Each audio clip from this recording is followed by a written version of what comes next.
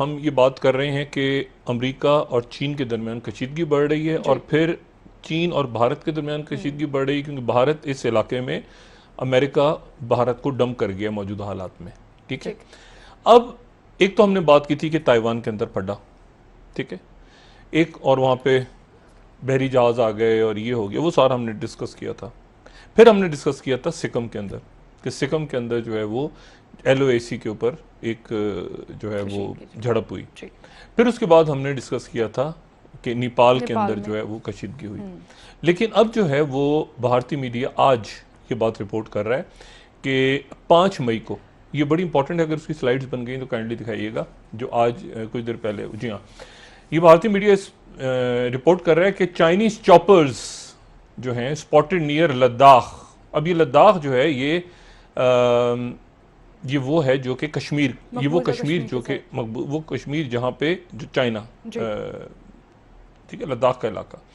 اور prompt alert Indian air force نے, یہ ٹائمز آف انڈیا ہے, Chinese helicopter spotted along Sino India border in eastern Ladakh.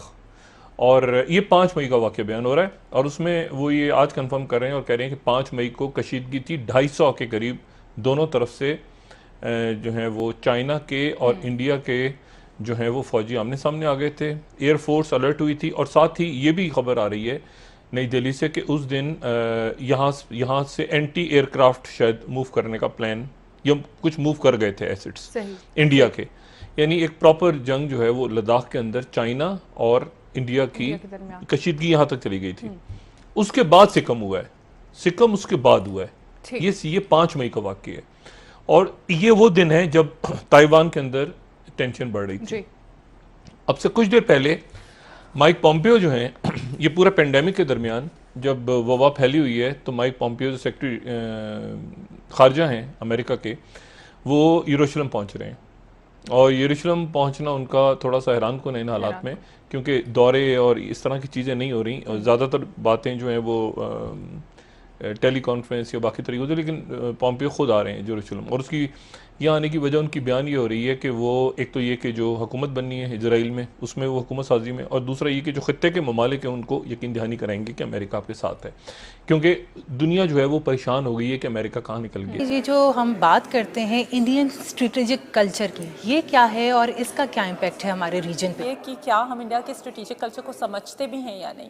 تو ہماری جو انڈیا کے اسٹریٹجک کلچر کے حوالے سے انڈرسٹینڈنگ ہے وہ کن سورسز سے انفارم ہو رہی ہے. فار ایگزامپل تو یہاں عام طور پہ تاثر پایا جاتا ہے کہ انڈیا کا جو اسٹریٹجک کلچر ہے وہ ایک انڈیا کا آج سے 2,500-3 ہزار سال پہلے ایک فلاسفر تھا کوٹیلیا, جس کی سوچ کو ہم انڈیا کے اسٹریٹجک کلچر کے حوالے سے, یعنی ہم سمجھتے ہیں کہ اس کا امپریشن, اس کا امپرنٹ ہے انڈیا کے اسٹریٹجک کلچر کے اوپر. لیکن اگر آپ انڈیا میں جا کے اسکالرس کے ساتھ بات کرتے ہیں تو وہ آپ کو کہتے ہیں کہ جی آپ نے مہابھارتا پڑھی ہے, آپ نے انڈیا کے حوالے سے جو ان کا مطلب بہت سارے ویدک ٹریڈیشنز ہیں جن کو آپ نے پڑھا ہے, اس میں جنگ کو کس طرح سے مہابھارتا میں کنسیپچلائز کیا جاتا تھا, کیا آپ نے وہ پڑھا ہے.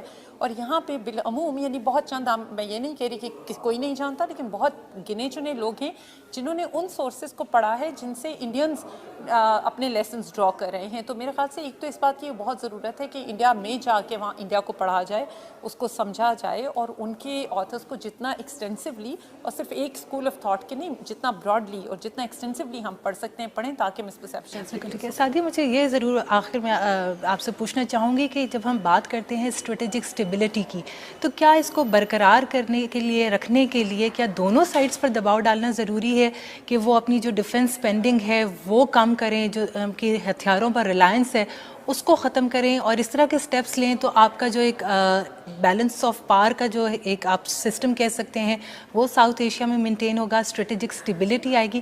اس کے لیے کیا ہم سٹیپس لے سکتے ہیں؟ دیکھیں میں تو یہ کہوں گی کہ وہ تو خیر ایک اس کے پھر آگے کئی سوالات پیدا ہوتے ہیں کہ کون پریشر ڈالے. وہ پریشر کیا ہم انٹرنیشنل کمیونٹی سے ایکسپیکٹ کر رہے ہیں, کیا ہم دونوں ممالک کی اپنی جو آڈینس, جو اپنی پبلک ہے جو افیکٹی ہے کانفلکٹ کی, کیا ہم اس سے ایکسپیکٹ کر رہے ہیں. اور اگر انٹرنیشنل انٹرلاکیٹرز انوالو ہوتے ہیں تو اس کی اپنی ایک سیاست شروع ہو جاتی ہے. پبلک جو ہے وہ اس کے لیے پریپیئرڈ بھی ہے یا نہیں ان ٹرمز آف ان کی جو پولیٹیکل ٹریننگ ہے، تو وہ تو کافی ایک گمبھیر سا اس کا جواب ہے. تو ہم اپنے مسائل کو حل کرنے کے حوالے سے اعتدال اگر مینٹین کر لیتے ہیں تو میرے خیال سے وہ اسٹیبلٹی آ جائے گی. تو وہ یقیناً خطے میں امن لایا جا سکتا ہے. بہت شکریہ سعدیہ ہمارے ساتھ گفتگو کرنے کے لیے. جنوبی ایشیا میں اسٹریٹجک اسٹیبلٹی کو چیلنجز یقیناً درپیش ہیں، لیکن ان چیلنجز کو ایڈریس کرنے کے لیے اس خطے میں موجود ممالک کو سوچنا ہوگا کہ وہ ایسے کون سے اقدامات کریں گے تو خطے میں امن لایا جا سکتا ہے. آج کے لیے